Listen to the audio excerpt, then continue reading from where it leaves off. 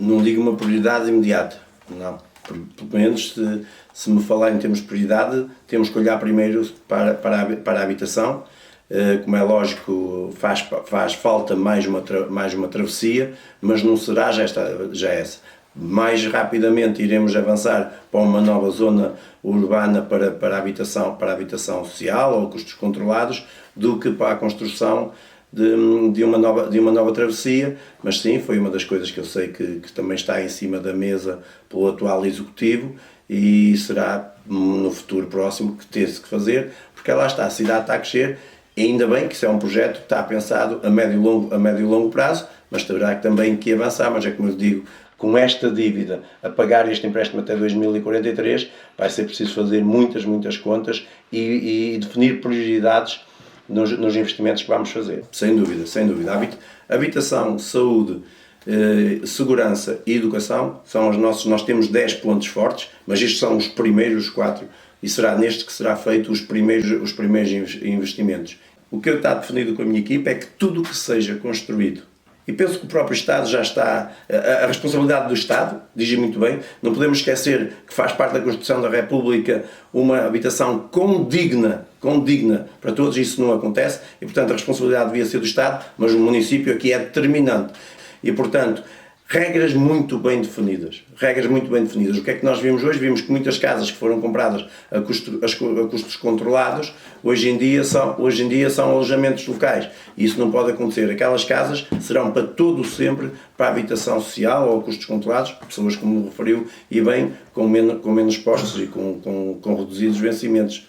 Não, isto foi uma estratégia de partido, portanto, como sabem, é público, já é mais público quem são os candidatos ao Algarve pelo partido. O partido tinha que fazer um investimento forte. O nosso presidente, a nível nacional, pediu aos deputados para se disponibilizarem para serem candidatos, e no Algarve, nestas principais cidades, o partido tinha que dar um sinal forte. E quando estudámos as possibilidades que tínhamos dos candidatos, tínhamos Olhão, tínhamos Faro, tínhamos Albufeira e Portimão. Portanto, nesta primeira linha, falta aqui a grande cidade de Lolé, mas estas principais cidades são, se nós formos a ver, são 4 deputados, e portanto Portimão não poderia ser exceção.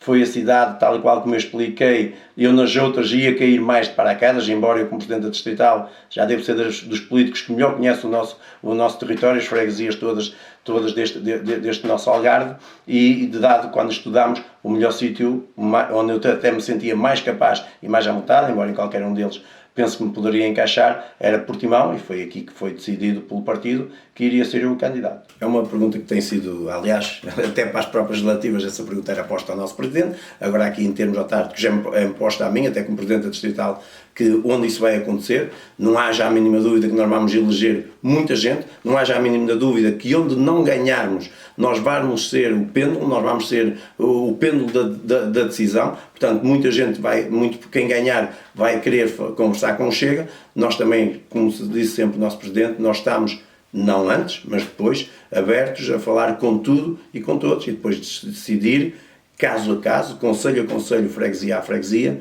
o que será melhor para o local e o que o partido entende que deve ou não fazer com este ou com aquele algum tipo de acordo ou coligação de governação na Câmara Municipal ou na Junta de Freguesia. Eu costumo dizer entre os meus pais que nós vamos ganhar onde se calhar não estão à espera. E alguns nós se calhar também não.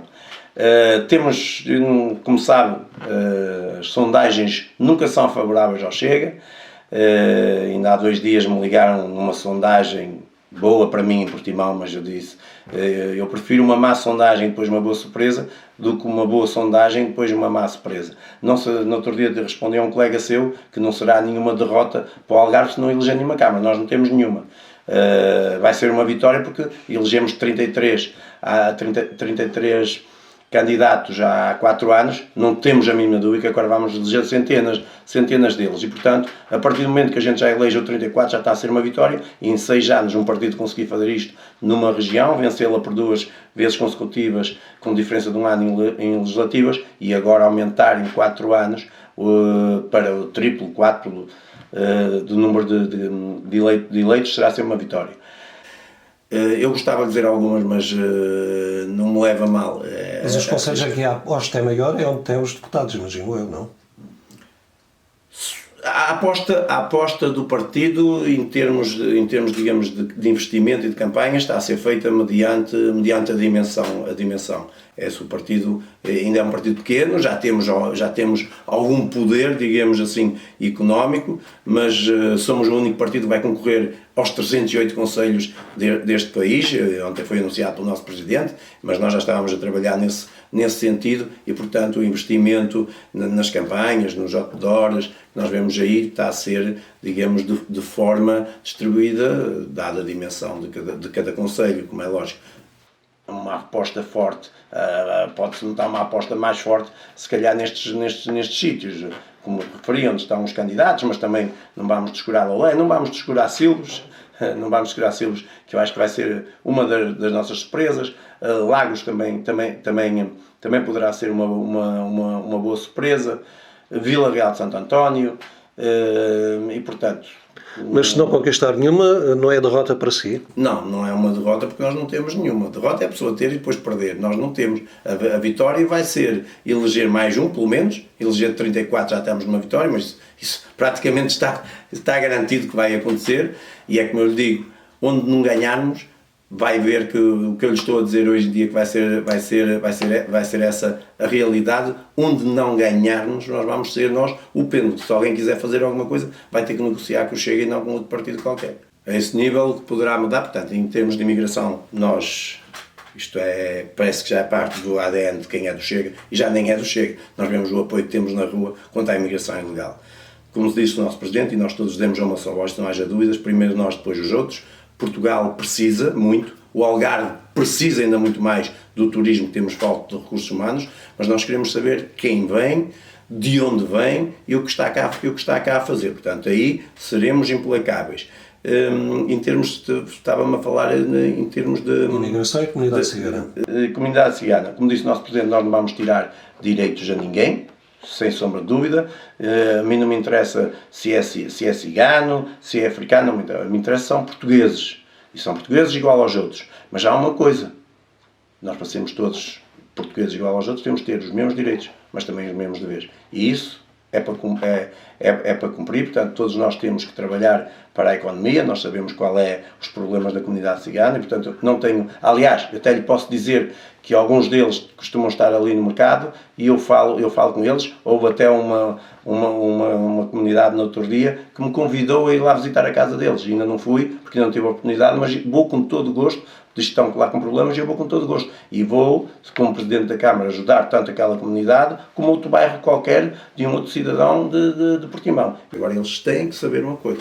As regras é para cumprir deveres e direitos igual para toda a gente. Portanto, está a dizer que não é anti-imigração e anti-ciganos? Não, nem eu nem ninguém. Nem eu nem o partido. Nem eu nem o partido. Mas às vezes parece. Não parece. Parece pelo nosso discurso forte. E eu vou-lhe contar muito rapidamente. Eu aqui há 4 anos estava em Sagres, no mercado, a distribuir um flyer meu, que era candidato à Vila do Bispo. Estava uma senhora, chamá-la assim, estamos a falar de uma senhora cigana, e ela estava sentada numa cadeira. E eu cheguei com um flyer para lhe dar. Menino, vá-se embora daqui, não sei o que é do Chega. E eu disse assim, sei lá, que horas é que se levantou para trabalhar? Nem levantei-me às 5 da manhã para vir para aqui. Eu assim, está a ver? Você sabe muito bem que tem pessoas da sua etnia que isto eram para aí 10 da manhã, que esta hora estão deitadas. E ao fim do mês vão buscar um cheque